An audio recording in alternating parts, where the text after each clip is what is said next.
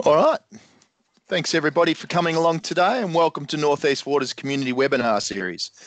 My name's John Day. I'm the General Manager of Environment Systems and Operations, and I'm really excited to have you here today. This is my second favourite thing, wastewater.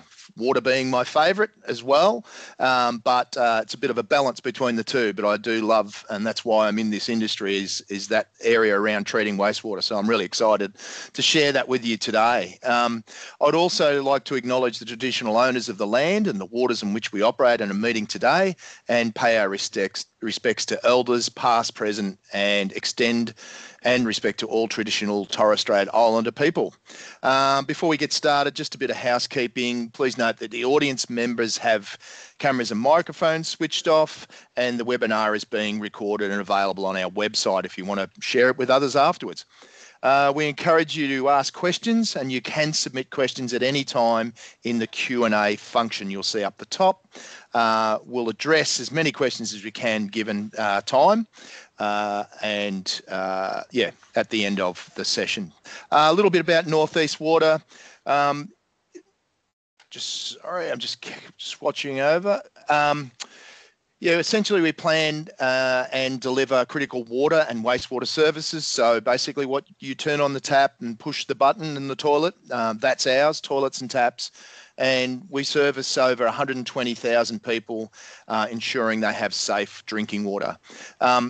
We operate 21 water treatment plants, and the exciting part today is talking about 22 wastewater treatment plants, which I'll hand over to Simon Robinson in a minute. We have enough pipes that if I laid all of our pipes in a line, we could go all the way to the Gold Coast and back again. So, significant amount of pipe network underground.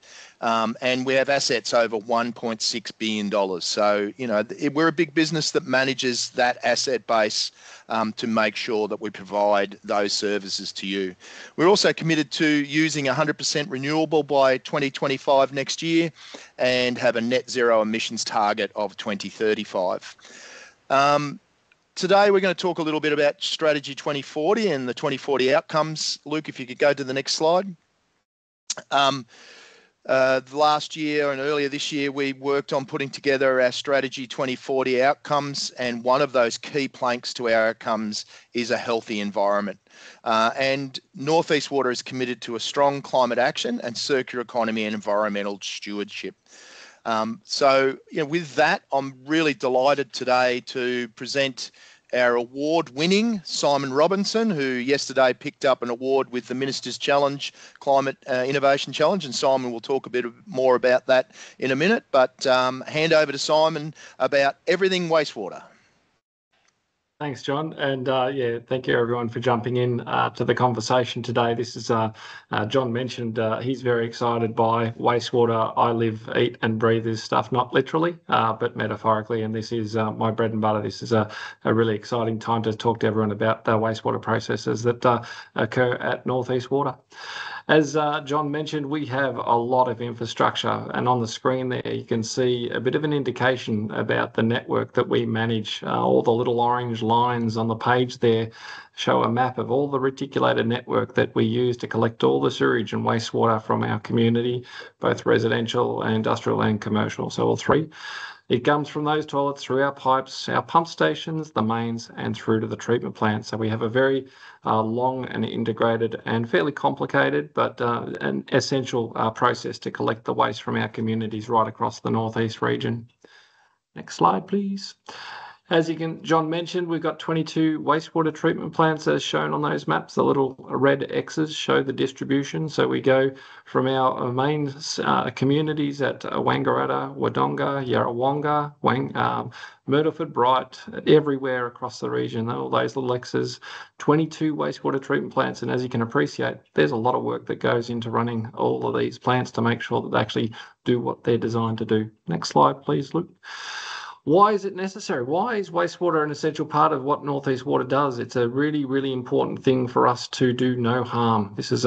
We live in one of the most beautiful parts of the state and the beautiful parts of the country, of this nation.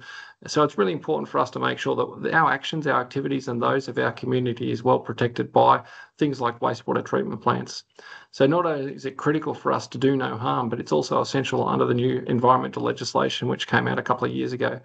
A pivotal part of that legislation is what's referred to as the general environmental duty, which goes back to that point of do no harm.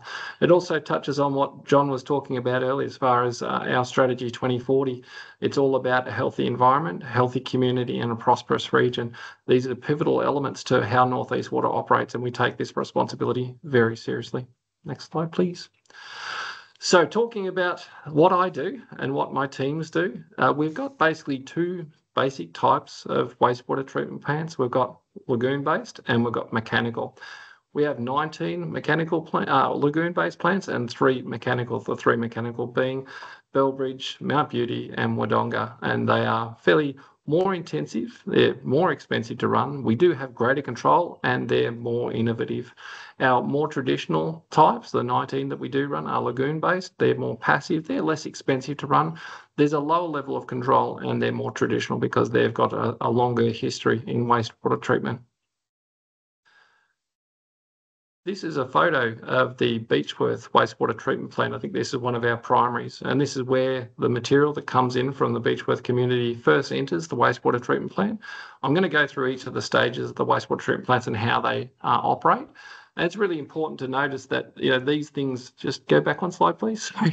It's really important to notice that at the Beechworth wastewater treatment plant, these are, they're basically earthen clay-lined lagoons that contain that waste and enable a whole range of additional processes to occur, and I'll step through those processes. The next slide shows our Wodonga, and as you can see, it's bubble, boil and trouble on the left-hand side and smooth waters. Now, they mean different things, and you can see with the bubbles on the left-hand side, that's an aeration process, and on the right-hand side, there's no bubbling. They're more your anaerobic size, and that's pretty important. I'll go through those processes in a second, but they're the typical two types. That's what they look like, so when you get your head around that, that's a pretty critical part of what we have to do as a business. The first phase that we go in, and I'll go into the primary, secondary and tertiary, but the first stage of all wastewater treatment process is screening. You can see from that photo, that's an indication about what happens when things don't go so well. I'm going to use this as an opportunity for a bit of a public service announcement here. This is making sure there's only three things that go into the sewer, and that's pee, poo, and paper, toilet paper that is, and keeps the wipes out of the pipes. Our reticulation team spend an extraordinary amount of time keeping all that pipe work that I mentioned earlier flowing. And when we don't put things down the pipes that they're supposed to be there, they tend to clog things up. So please stick to the 3 Ps and keep the wipes out of the pipes. We really appreciate that. Thank you. As I mentioned, there's 3 basic phases that we have in wastewater treatment. And the first one, obviously, being the primary, then secondary, and then tertiary. The primary treatment is really about keeping those solids and organics away from the secondary phase, which is the engine room, and I'll go into that a little bit later on. We have a whole range of processes to screen those solids, those inorganic material out of the process because they don't belong there.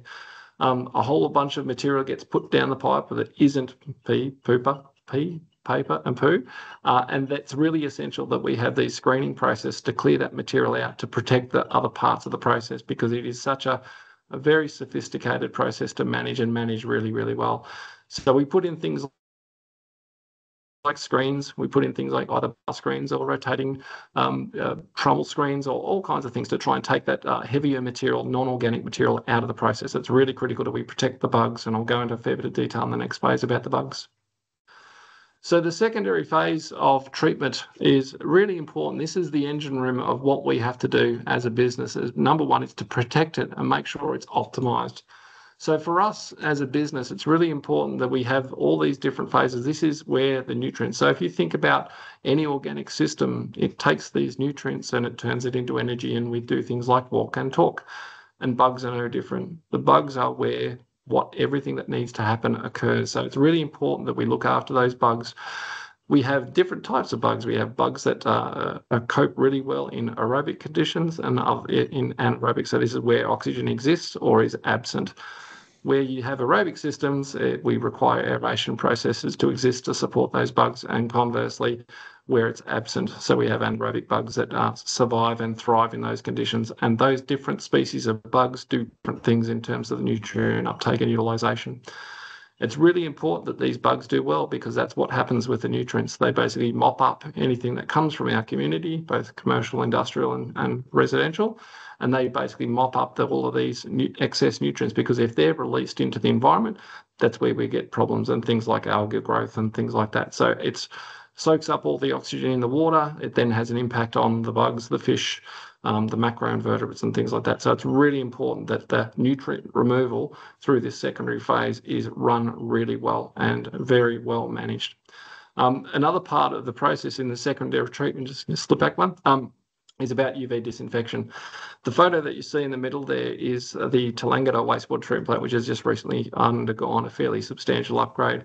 And a big part of this is just natural UV irradiation, which will take care of the things like E. coli that we don't want in our recreational waters. So that then brings that back to balance. That's a really big part of the secondary treatment as well.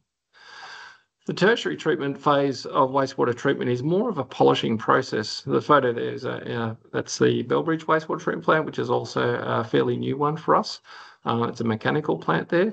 But the tertiary treatment is really about polishing. It's making sure that what we're releasing into the environment is done in a manner that is in accordance with our license and does no harm to the environment. So we do a whole range of things in North East Water to make sure that we understand the risks that are present in this space and we manage them appropriately. So things like pH correction, we do things like additional filtration, either through dissolved air flotation and potentially filtration, sand filtration or membrane filtration. There's a whole range of things.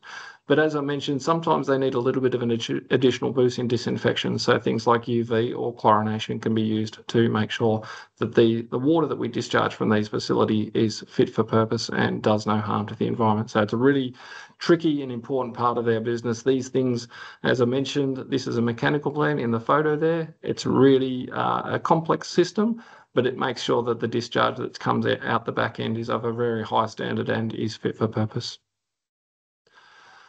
The other thing that we do with our reuse water after we've gone through the treatment process, and we've got about 7 farms that we run. We've got a photo here of one of our pivot irrigators at Wangaratta. There's about 7 pivots that we run at Wang, and we have a substantial amount of reuse water that is then irrigated onto our farmland.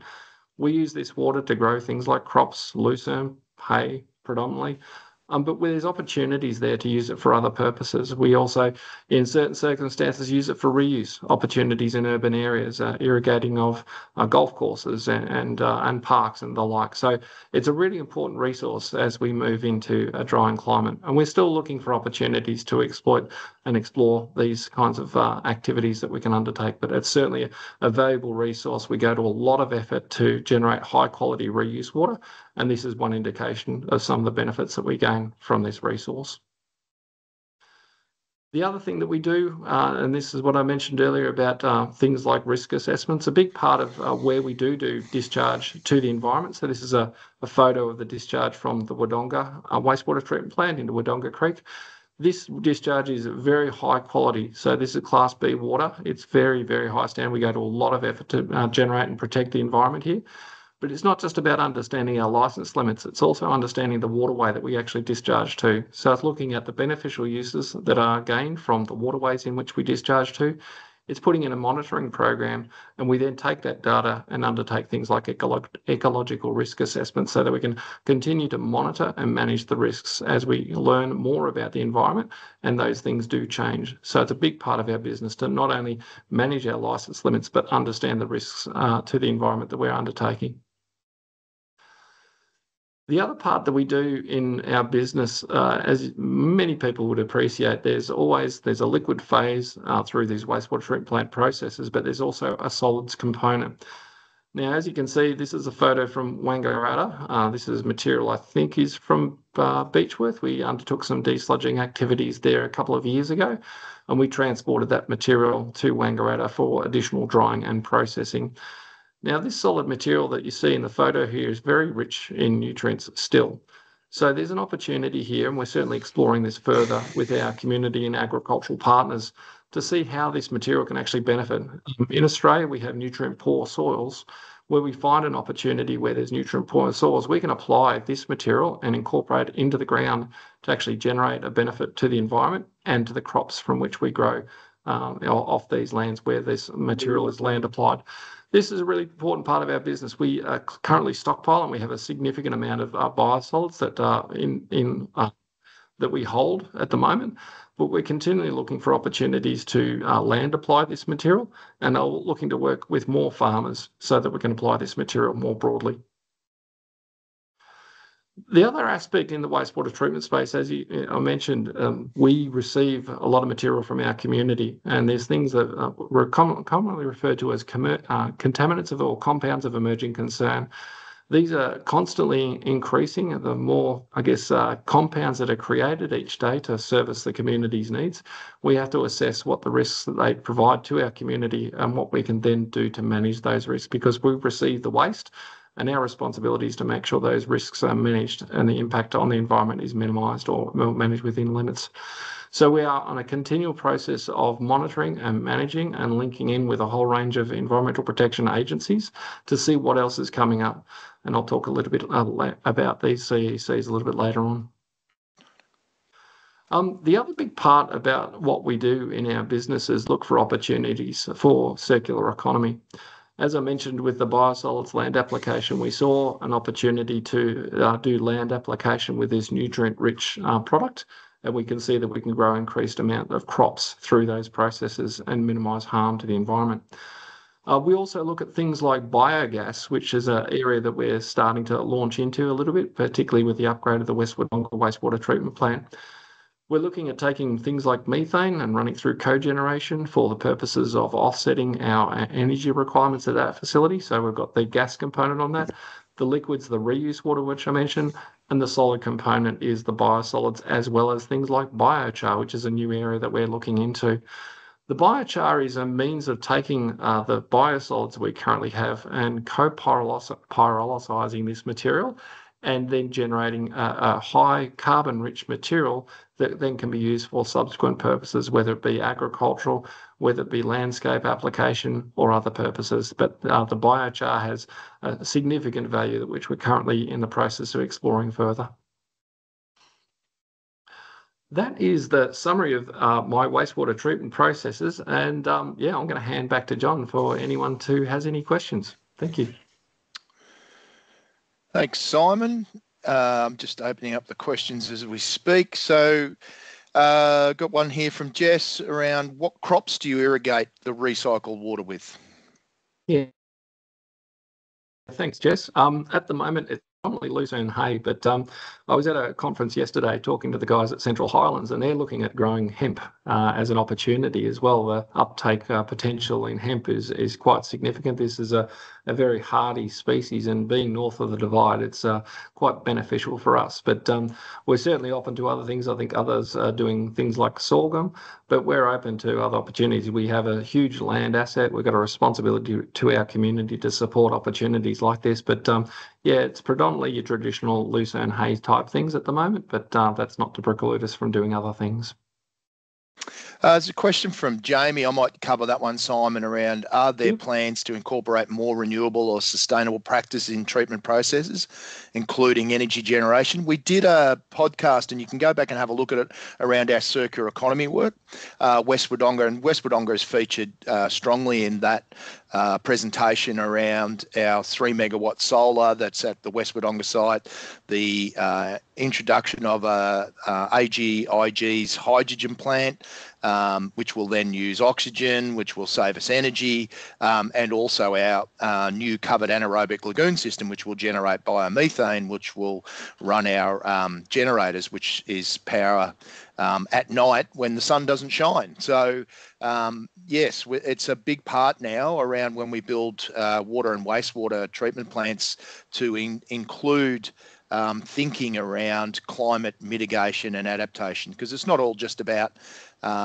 avoiding greenhouse gases, but it's also dealing with the impacts of that, which is large storms, fires and floods. So that's a big part of what Simon's presented today, is all of those sites that he presented are reviewed around their exposure to climate extremes.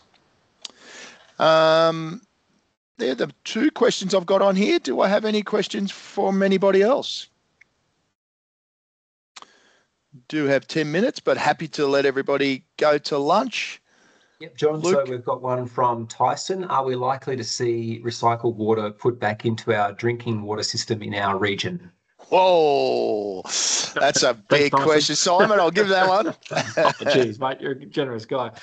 Tyson, yeah, thanks for the question. This is a really interesting one, and one, as I mentioned, we're going into a drying climate, and there'll be greater pressure on us to look for, I guess, the highest beneficial use that we can generate from our wastewater. It's really important that we explore these kinds of subject matters with our community. At the moment, I don't think that there is an appetite there. I know that it's currently contrary to government policy, but I think as the climate dries, that might influence the community's views of recycled water. We go to a huge amount of effort to generate really high quality recycled water, and I'm sure it will be a matter of that, I guess, the appetite for the community and also the drying climate that will influence that in the future. And look, there's a big project with Sydney Water at the moment. They've got their recycle plant that they've built just in the west of Sydney, looking at actually putting recycled water back into the drinking water system. So that's been a big showcase. But again, as Simon points out, there's this yuck factor about that sort of, drinking what I flushed, Interesting enough, though, Singapore's been doing that for many years and have been drinking recycled water for well over 10 years and has been very successful. But it's expensive, and it's also will require a lot of community consultation. We're really fortunate that we're on a very sustainable system in the Murray River, where we extract our water for water treatment. And again, a bit of a sell for Jessica Littlejohn's presentation on drinking water quality. So please go and watch that podcast as well to learn about everything water. We got anything else, Luke? Yep, John, we've got one more from David Cummins. What other opportunities exist in the circular economy space? Yeah, Simon, do you want to take that? Yeah, I got to say, Luke, this is a good one. This is it's an amazingly emerging space as far as circular economy. There's so many opportunities that are coming up. At the end of the day, being at the back end of our community, there's all sorts of resources that are disposed of through the sewer network, and we're just at a transitional phase where we're looking for other opportunities to capture this, whether it be the solid, liquid or gas. I think we're starting to, transition as an organisation and as an industry about what we can do and how we can reposition ourselves to capitalise on those opportunities. But it really is in a sort of, emerging space. Yeah, and look, to add to Simon's points, we're going into a world where things like nitrogen and phosphorus are becoming harder to source. And guess what? Our wastewater is full of nitrogen and phosphorus, and farmers need nitrogen and phosphorus to grow crops. So in a climate where it is harder to source those because of many reasons around the world, turning what we call wastewater treatment plants into resource recovery precincts, which is what we're doing at West Wodonga, is just a great example of that. I think that's all we've got, Luke, or have you got another one? I'm just having a look. No, that's it for the Q&A section. Yep. Yeah, look, thanks everybody for coming along, and I hope you got something out of that. We're really proud of the work we do in this space. A real big shout out to our treatment operators out there who manage all of this 24/7. It's not without their dedication, going out after hours and with storms and when plants run, that we deliver that great level of service. And really big shout out to our reticulation and our treatment teams that respond to that. There's a lot of pipes out there, as I said, and our teams are pretty quick to respond to that. And always remember to contact us if you have any issues around that, certainly around wastewater issues when you flush your toilet and it doesn't go away. We want to know about it. So So talk to your plumber first and then talk to us. So thank you, everybody, for coming along today, and we really appreciate it. And thank you, Simon. Thank you, Luke, and catch you later, everybody.